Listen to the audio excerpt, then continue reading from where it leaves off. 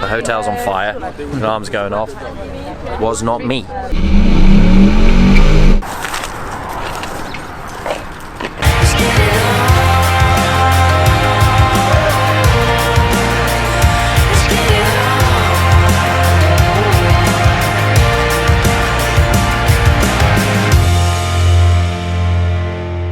Howdy folks, I'm here at Jebal Jais mountain, the biggest mountain in the UAE, and I'm here with the electric vehicle road trip who have been traveling around the Middle East for the last 9 days.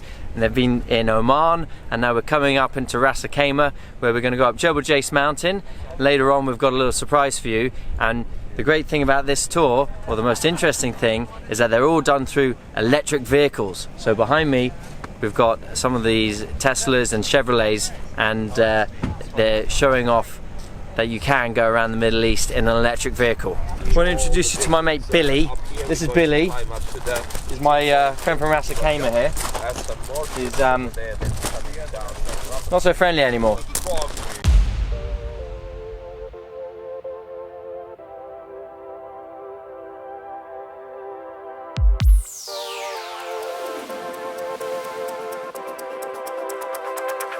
So EVRT in this whole race is your initiative. So where did that idea come from, and what were you doing before? What spurred that?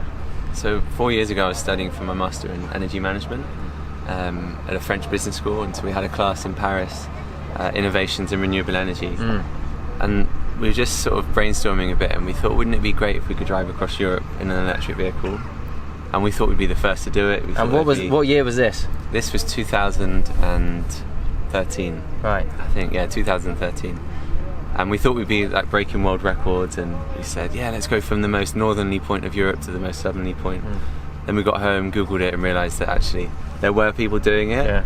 Nevertheless, it's still a great initiative because no one knew about electric cars. There was no discussion, so we wanted to try and accelerate that. And so that was it. The first year we didn't make it out of London. It was just a one-day event, so we did an EVRT in London. 12 months after that we did the first Europe event, so EVRT Europe, in partnership with ESCP Europe Business School. Right.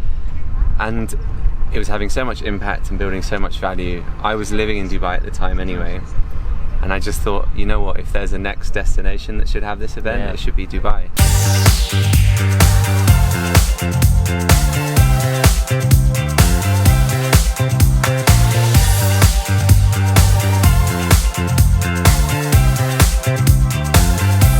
So we had a hectic day today. We went to Jebal Jais mountain with the Teslas and the other electric cars, and now we've come down to the hotel on Marjan Island in Ras Al Khaimah. So we've got an amazing sea view here, but this is the calm before the storm, because in a minute we're going to go drag racing on the Ras Al Khaimah track, and 4-time world champion Doug Herbert is here. Doug Herbert, little deja vu, $100,000 worth.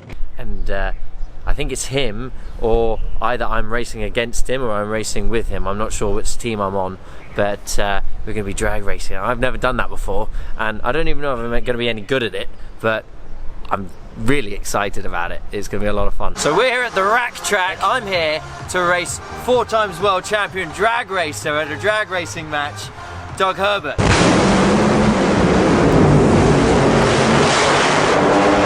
Good to meet you, Doug. Good to meet you. And you've come all the way from North Carolina to be here. Well, that's right. We're going to come out here and do a little drag racing with you, and then we're going to have some fun with that. Hopefully, you know, you said you've never drag raced. I'm thinking you're sandbagging on me, but... Yeah, well, I thought I'd start off small, take on the world champ, you know. Now, you're not just here for drag racing, you've also got an initiative as well. Tell us about that. We're working here. We're trying to... I've run a program in the United States called Put on the Brakes. So our website is putonthebrakes.org. We actually teach teenagers about being defensive drivers and life-saving skills. And I started this almost 10 years ago now when my 2 teenage sons were killed in a car crash. And at that time I didn't know that was the #1 cause of death for teenagers. Wow. And so I'm trying to change that. Right, so for someone who's never drag raced before in his life, what is there a technique to it, or how do you drag race? Is it just foot flat down, or? Well, in a top fuel car, a little bit. There's a little bit of that, but there's a lot more to it. Drag racing is kind of like, as soon as there was two of anything, drag racing had to be the first kind of racing that there was, because it's the simplest thing, right? Yeah. I'm going to race you, we're going to start here, and we're going to go down there, and whoever gets there first wins. Yeah. Like, it sounds really simple. Yeah. But then comes in all the complexities with a top fuel dragster. They make 10,000 horsepower, and they go 0 to 300 miles an hour in 3 seconds. So it's a lot of... There's 3 a lot of seconds. preparation. Yeah, like, I didn't say I was that smart, you know. Like, So that must be like taking off in a rocket. Same kind they of actually G-force. more G's than a rocket. They accelerate at 6 G's of acceleration, and then when the parachutes come out, they deaccelerate it even more, probably 7 G's of deacceleration. So it's a lot of throwing around in the car, but there's a lot of strategy, knowing your opponent, and you know. Mostly everybody does the same thing every time, but you can throw somebody off if they're expecting you to do, you know, you want to go up there and stage really quick or stage really slow. So like any sport, it's psychological, it's deception, you still have all that element. Right, and probably the biggest, most important thing in drag racing, in a, you know, even in a Formula One, you could make a little small mistake in one corner, and you can make it up. You know, you've got the rest of the track to make it up. In drag racing, you can't make any mistakes. You make one mistake, even the smallest mistake, and unless the other guy makes a mistake, you're done. Yeah. Because there's no time for mistakes. Wow. So it's 100% focused and concentration, and making sure that not only does your car run perfectly, but the driver has to operate. It must be the quickest, shortest duration sport ever. 3 seconds and you're over. Yeah, they're the fastest, loudest, quickest accelerating vehicles on the planet. Incredible. But it might be a little bit different today with myself. We're going to get you to come to a drag race one day, so you can see the real deal. I'll come to North Carolina. We'll do the real thing. But we'll start off with the electric cars today. For Mr. Paris, this is a very special night because it's his first ever drag race. But he's been training for hours. Mentally training. So hands in the air if you think that Mr. Paris Norris will win. Woo! Okay, Paris, you can't vote for yourself. It's only me!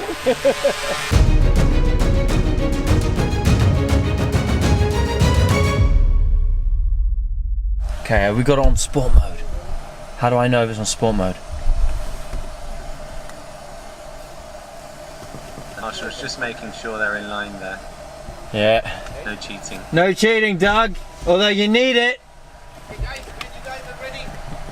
You ready? Is mine in sport mode? I have no idea, just check. How do I check? Sport. So let's sense check the Sport mode off. Now the Paris Sport mode on. Who thinks that Doug Herbert will win this race? No. Okay, I think there was an increase of hands there. We're gonna win this. We're gonna win this. 3, 2, 1. Guys, getting away! He's getting away! No, come on! Woo! God damn it! I let the 4-time world champion beat me! Oh dear. He cheated. He went early. He went early. No, he came down with the flag. Oh, I gave it my best. Anyway, that was over pretty quick. He only beat me by about 10 meters. Oh dear. All right, well, gave it my best. Round of applause for Doug. Round of applause. Still got it.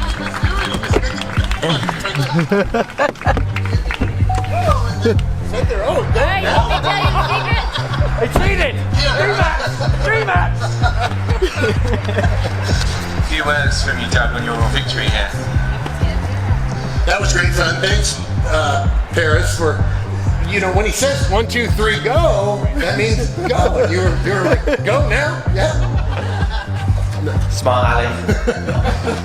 I'm devastated. Well, that was some fun.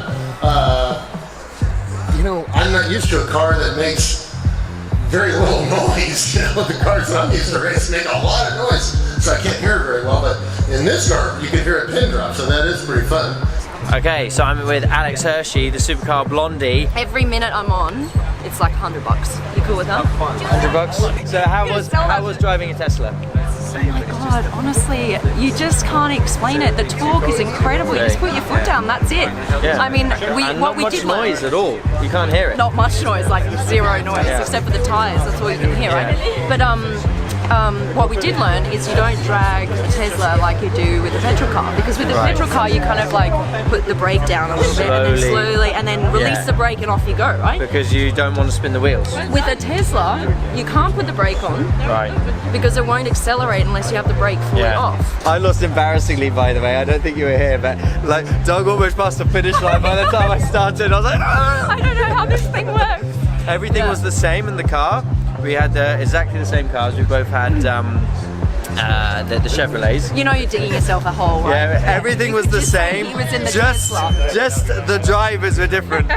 One was 4 times world champion drag racer, and one had never drag raced before in his life. So you're driving back to the last leg tomorrow with everybody.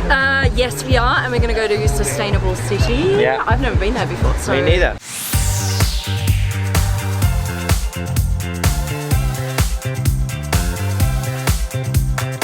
So we've driven up from Ras Al Khaimah. We're here on the last leg of the tour. It's been 9 days. We're here at the finish line at Dubai Sustainable City, and we've come to give them a big cheer to welcome them back.